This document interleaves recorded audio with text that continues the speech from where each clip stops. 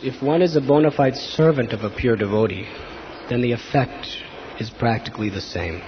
If you are hearing from a pure devotee and you are engaged in his service, then the words that you speak are actually being empowered by that pure devotee. So anyone who hears from you will also have very, very great effect. Don't think it's by your potency, but it's by the potency of the pure devotee who is empowering you. After all, if you are his submissive and humble servant, and you are trying honestly to repeat his words, will he not empower and impregnate your words with spiritual potency? It is not your potency, it is his potency.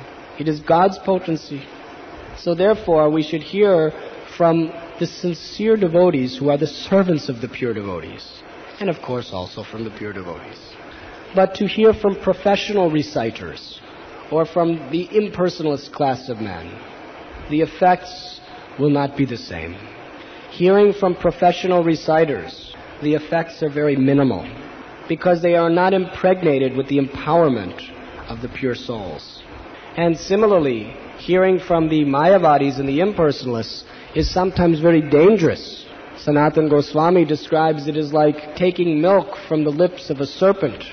It has poisonous effects, because although they are glorifying the Lord, in a subtle way, the influence of their impersonalistic Mayavad conception is impregnated within the words.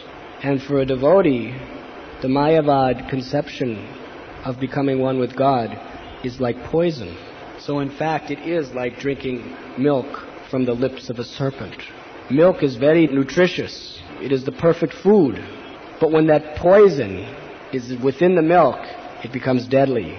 So similarly, hearing the glories of the Lord from anyone, the glories of the Lord in and of themselves is the most nutritious and perfect food for the soul.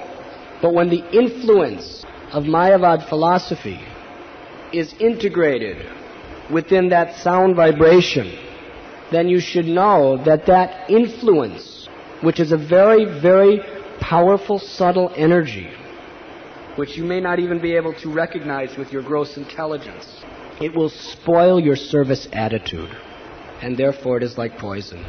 So that is why it is said, Nasta prayesha bhadreshu nityam bhagavati sevaya. Bhagavati uttama sloke bhaktir bhavati naishtiki.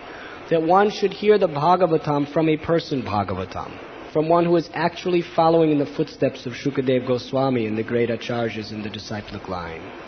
And if we hear from someone, even though that person may not be advanced himself, if he is honestly and sincerely trying to serve his spiritual master, and he is honestly and sincerely trying to repeat his message, then you should know that there will be great, great benefits in hearing the sound vibration emanating from his mouth.